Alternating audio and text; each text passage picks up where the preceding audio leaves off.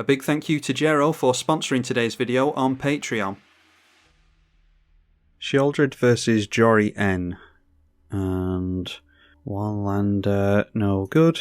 Seem to start every single video by discarding a one lander. And then we've got absolutely no black mana there at all. Yeah, Arcane Signet, Dark Deal could hurt our opponent. Cryptghast is largely pointless. Should probably get rid of this one, but let's just keep it for the fun of it. Get rid of the Cryptghast if it's so useless. Our opponent just holding up a piece of blue mana. We'll go for the Arcane Signet on turn 2. Probably going for the black market connections we've just drawn into. That can ramp us and draw us, so hopefully help us get into swamps. Right, a Smouldering Egg for our opponent means that they're likely not holding up counter magic, which gives us the chance to get into black market connections. We'll play that here and make the Cabal Coffers here. Obviously a useless land, but while we're not making any other land drops, might as well get it into play. Could come in handy later on if we are very, very lucky. So our opponent is the first to get the commander into play. And we managed to get into our first swamp. Let's go for a card draw and a treasure should be fine. I suppose we should go for a creature as well, just in case we don't manage to hold on to Sheoldred, but I'm not going to take all the abilities on the black market connections with any regularity. Extra planar lens I don't mind discarding to the Dark Deal. I doubt that we're going to make much mana with that. So let's go for the Gilded Lotus here, as much as I'd like to get down Sheoldred. And could go for Dark Deal here. It means that we would only draw one card, but our opponent would discard a bunch. It's probably best going for Sheoldred first before we get into that. Can deal a bunch of damage to our opponent that way. Shadow Rift is target creature gains shadow until the end of the turn, and they draw a card, so going to be taking some commander damage here. And then the second spell will draw our opponent a card, that is Founding the Third Path. You may cast an instant or sorcery spell with mana value 1 or 2 from hand without playing the mana cost. And then it is a Thundering Rebuke, so 4 damage to a creature or planeswalker. They could have got this straight through anyway, so not too worried about that. It's not enough power, or not enough damage to get rid of the Sheoldred anyway, so I suppose they felt as though they might as well play it. Black market connections, we will just go for the top 2 abilities, losing 3 life. I suppose if we're looking to gain a bunch of life with the Sheoldred, then we could keep making tokens. Managed to get into a swamp anyway, so as soon as we get into a third swamp, the Cabal Coffers is not so irrelevant, so yeah, that's pretty good. Let's drop this Sheoldred. So down that comes, we should get, yeah, the Sensei's Divining Top into play.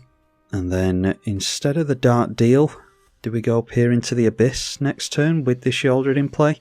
The Smouldering Egg gets another counter because our opponent is going for Suspend, exile a creature with 2 time counters on it. So we're not going to be seeing the Sheoldred for quite a while, unless we want to replay it next turn. And I do think we're better off just maybe replaying it, so we'll put it into the command zone and replay Sheoldred for 6 mana. So Sensei's Top hits play, we will allow our opponent to have a turn here, and we'll spin the top on our opponent's turn.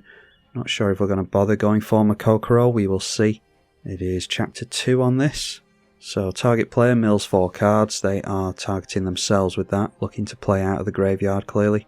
Milling into the Royal, Flame of Anor, Young Pyromancer, and Narset Parter of Veils, so obviously very much a control build here. Then going for draw 2, discard 2, so I'm assuming our opponent's having trouble getting into lands here. Discarding a land and a brainstorm, so maybe not. Preordain will put another counter on the Smouldering Egg, draw a card with the commander as well. And there we see some red mana for our opponent, which might have been specifically what he was aiming for. Take another 2 damage from the commander. So let's go for a spin of the Sensei's Divining Top, see what's on top of the library. Maybe should go for Makokoro first. Okay, there's a Relic of Legends, Obnixilis. Infernal Grasp can blow up the commander maybe, so probably best to draw into that. So let's go Obnixilis, Relic, Infernal Grasp can be on top, and I'll hold on to the treasure tokens so that we could go for Makokoro with it, but hold on to the treasure tokens so that we can use that mana to maybe get down the commander again. Haven't worked out all the mana yet. Obviously don't have any lands on top of the library, unfortunately.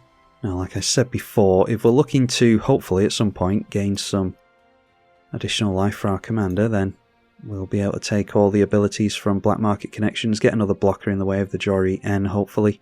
So drawing into the Relic of Legends, let's aim for getting rid of our opponent's commander first, try and bait some counter magic out of our opponent's hand.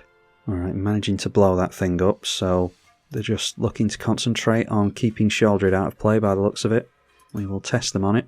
Sheoldred managing to hit play. So we just leave it there, I think, and see what our opponent can do during his turn. Might be able to just bounce the Sheoldred. That is a magmatic sinkhole, and is able to go for 5 damage onto Sheoldred, amazingly, so another counter on the egg. And this now an Ashmouth Dragon, so whenever you cast an instant or sorcery, it deals 2 damage to any target, which should keep the Shapeshifter token out of play. So now this thing is Chapter 3, exile an instant or sorcery from the graveyard, copy it, and you can cast the copy. And it is the Preordained they are aiming for, they will cast it, so this is 2 damage to our token most likely. It is noteworthy that when they cast their commander, that will be the second spell of the turn, so won't be able to draw a card with it this turn, I don't think. And then it's a Gitaxian Probe looking at our hand and cantripping again. 2 damage directly to us. They now know that we have Peer into the Abyss, of course, so aiming to get Sheoldred into play and then point that at them is the obvious play. A Crash Through is another cantrip and gives trample to the Ashmouth Dragon. And then a Fists of Flame will, yep, they've drawn 4 cards here, so that will be a big buff onto the dragon. Turns that into a 9/4, so it's likely our opponent has us here. We go down to 4 and look at the Sensei's Top here, potentially wasting a treasure token, but we don't want to be drawing into that Obnixilis really. So there's Reanimate, which is useless when we have little to no life, so Reanimate, Obnixilis, Thought Vessel. So yeah, there's next to nothing we're doing here. Black Market Connections can just be the treasure token for 1 life.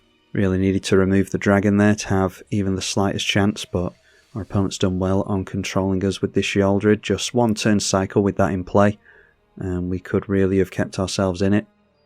Let's just play out Sheoldred here for the fun of it. We can look at the top 3 cards with Sensei's Top, just out of curiosity. And there's a Teferi's Puzzle Box, so yeah, getting into the stuff eventually. And then draw into it with the Sensei's Divining Top. We gain 2 life, putting us up to 5. Is likely not enough to survive the Ashmouth Dragon, but maybe our opponent has a grip full of lands in hand, losing his first 2 life to Sheoldred. And yeah, wasn't likely. A Fiery Confluence is 2 damage to each opponent 3 times, and then it would have been 2 damage to us from this as well, so our opponent finishing us off quite commandingly. We will try 1 more game and see if we can actually have Sheoldred stick this time. Playing against Gishath this time, and you'll never guess how many lands we have in our opener. Can't remember if I said it at the beginning of this video or a previous one, but seem to start every single game saying we've only got a 1-lander nowadays. Don't particularly like this hand either. Will the crick help us? It's a very slow crick. Our opponent's going to be ramping like crazy as well. Let's mulligan on this. Okay, that's a bit better. We will keep that. Get rid of Malicious Affliction and the Baleful Mastery. Alright, draw into the One Ring. We're going to need another land, but hold off on the shuffle effects for as long as possible. And there's a Sakura Tribelder. Not going to point spot removal at that. Don't get chance to anyway, because sacrificing it straight away. Okay, Lich's Mastery. We just have to try our luck with a Horn of Greed then. We're playing it straight into our opponent's turn, which will probably bite us, but not having the best of luck this game, are we? So throwing a land into play does cantrip, and there is a Bronzebeak Foragers immediately taking away the Horn of Greed anyway, so managing to bait that out at least, but all it really did was draw our opponent a card. Although it did, like I said, it got them to cast this thing before Sheoldred hits play. So let's go for the Sheoldred here and hope they don't have more removal. Our opponent loses 2 life to drawing a card during the draw step. Polani's Hatcher, that's a good one. Gets a couple of egg tokens into play and then can turn one of them into a 3/3, which already happened straight away there, but deciding not to swing into our 4/5 Death Toucher. Extra planar lens, better than it was in the last game. I think I'd rather take this time to get down the One Ring and try and draw into lands. Buys us a turn against the player that wants to be getting into the red zone really. So tap that down straight away, draw into a land, that is Bubbling Muck. Yeah, if we can manage to make a swamp next turn, that'll be a lot better. I imagine they'll trade us for the Polani's Hatcher, so not going to bother with that. Not going to bother swinging in, I mean. Kodama's Reach will continue to ramp them. Luckily the Horn of Greed isn't in play, as I suspected. It's going to draw them more cards than us, which is alright when Sheoldred's in play, but when it isn't, we're just giving them incremental card advantage for no good reason. So the One Ring will lose us 1 life thanks to the bird encounter, but we'll gain plenty of it back as long as Sheoldred stays in play. Is that Peer into the Abyss again? Draw some more cards, try and get into a land, and gain more life along the way. So there's a swamp. Do we just go for the Peer into the Abyss here? Bubbling Muck will have our lands tap for 2, our swamps specifically tap for 2. And Peer into the Abyss pointed at our opponent means that he draws half of his cards in his library and loses half his life, and then the other half will be gotten rid of by the Sheoldred. Teferi's Protection will counter it, at least it's not removal on the Sheoldred. So not drawing any cards, not losing any life either, and we'll assume that there's no removal in our opponent's hand either.